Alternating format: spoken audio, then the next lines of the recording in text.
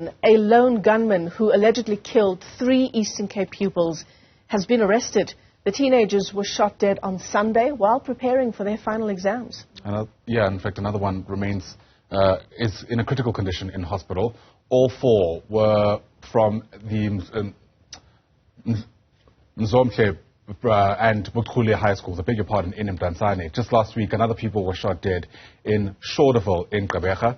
Today, the province's Education MEC, Fundile Gade, will visit the schools and families affected by the latest shootings. Let's get you a sense of what else we know so far. Bring in the Education Department's spokesperson in the province, Mali Mtima, who joins us via our telephone line this morning. Mali, it's great to have you in the program, albeit on this incredibly heartbreaking case.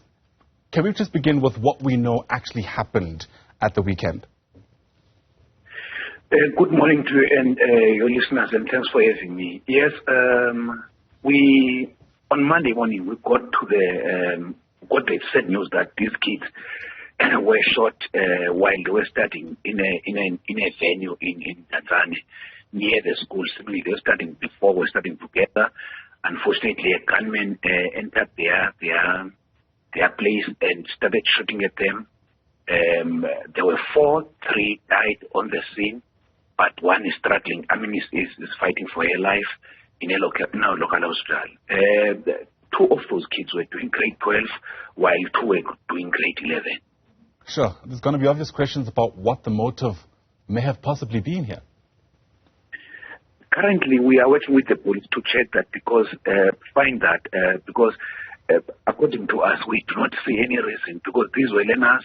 We're not sure whether it was a robbery or it was just a normal crime that was done by a madman. So we are working with the police to ensure that we get to know what really happened, what was the motive behind this, so that at least we can be able to close the chapter while the justice will be taking on the case to ensure that the person face the wrath of the law. We are also providing at the same time the schooling, the parents, with psychosocial support, both Buchule and Mzomhle. They are getting psychologists from the Department of Education and Social Development. We are working in partnership to ensure that we reach out to each and every person who has been affected by the matter. Yeah. Was anything taken after the shooting? According to the police, nothing was stolen by the gunmen. It's a fortunate situation because police were alerted on time, because upon hearing this, seemingly neighbors came through and police were alerted, and they were quick to nab the person within the same night. Right. Where did they find this gunman, do you know? We are told it was within Newzroom. All right, so they were still in the area. I mean, has anything like this ever happened before, Mali? We're all struggling to ascertain why anybody would target pupils in this way. And I suppose part of the questions to be asked is whether or not this is a trend possibly in the Eastern Cape. That's what is getting us worried, because remember, like I said in the statement, last week a boy from Schauderville was gunned down violently like this one. So we are worried now.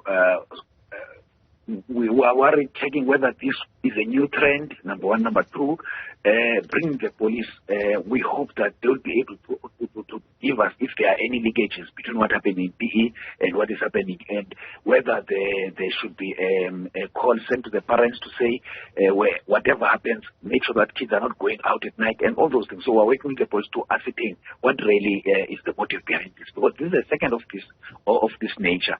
And it's getting us worried because these are youngsters. Some of them were in a position to break the chain of poverty for their families, but the families have been robbed those young lives. Yeah. So one would say, what really happened? Why is this happening?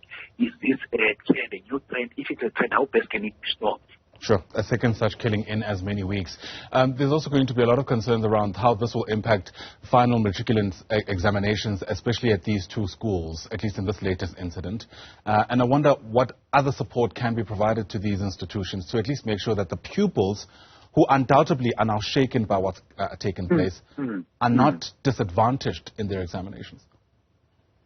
Look, for starters, we, as the department, we have sat with the police and the police chalk and the CPF to ensure that whatever is happening now, we're all working together.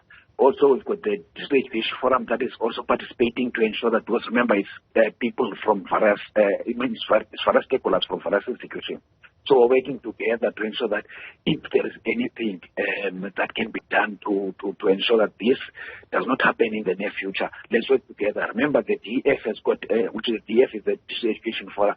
He's got the business people, the church, civil society groups.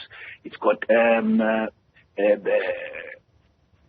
law people and many other people that you can need to resolve this. So we're going to use that to ensure that we create an awareness across the district so that everybody is aware, and also ensure that the message is there for all other 12 districts, because we don't want a repetition of this, number one. Number two, we want the CPF and the police to be on the high alert, including, of course, community members, because we can't allow a situation like this.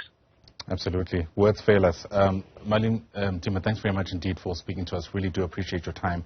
Mali Mtima is the spokesperson of the Basic Education Department in the Eastern Cape, a developing story that's sharply on our radar.